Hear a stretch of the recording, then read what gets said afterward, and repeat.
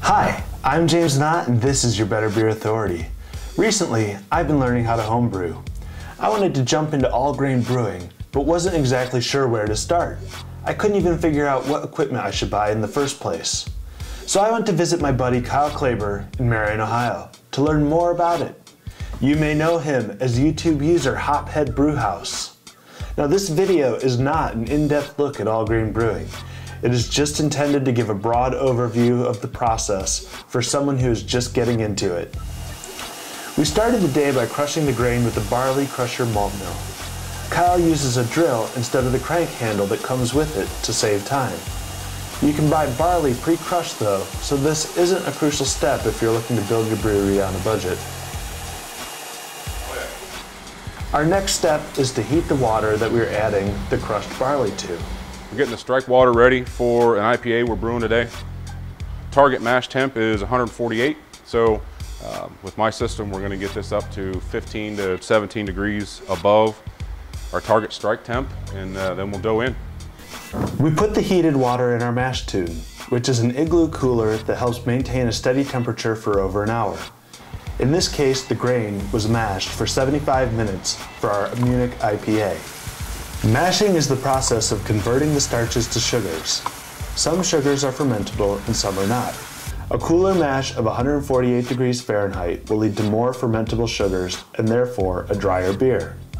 A higher temperature of say 156 degrees Fahrenheit will lead to less fermentable sugars and more unfermentable sugars and a sweeter end product. It can be very complicated, so we'll just leave it there.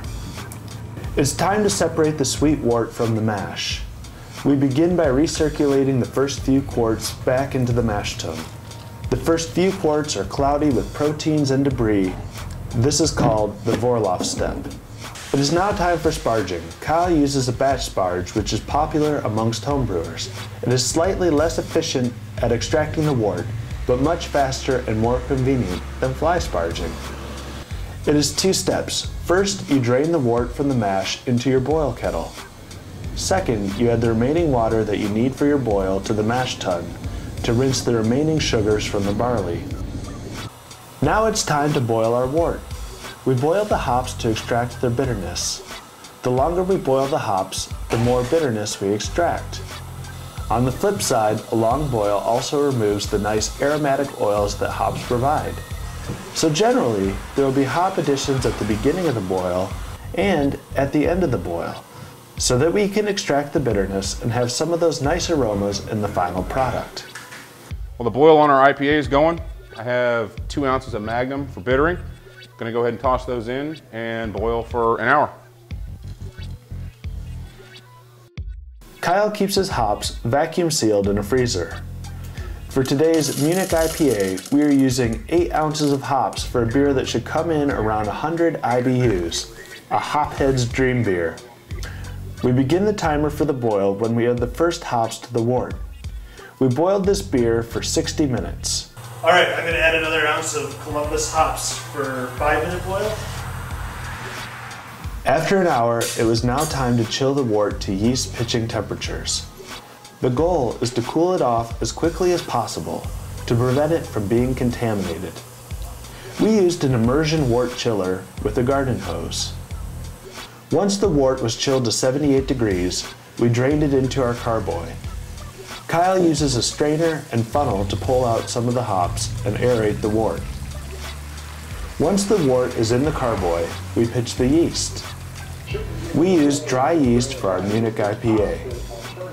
Finally, we put a stopper and 3-piece airlock on top of the carboy. Kyle fills it with inexpensive vodka. The airlock allows CO2 to escape during fermentation, and that is our overview of all grain brewing. Now we just have to wait a couple weeks to keg it, carbonate it, and then drink it. Thanks, Kyle, for teaching us about all grain brewing. Don't forget to check out Kyle's channel on YouTube, hophedbrewhaus, for more great brewing information. My name is James Knott, and this is your Better Beer Authority. Better Beer Authority.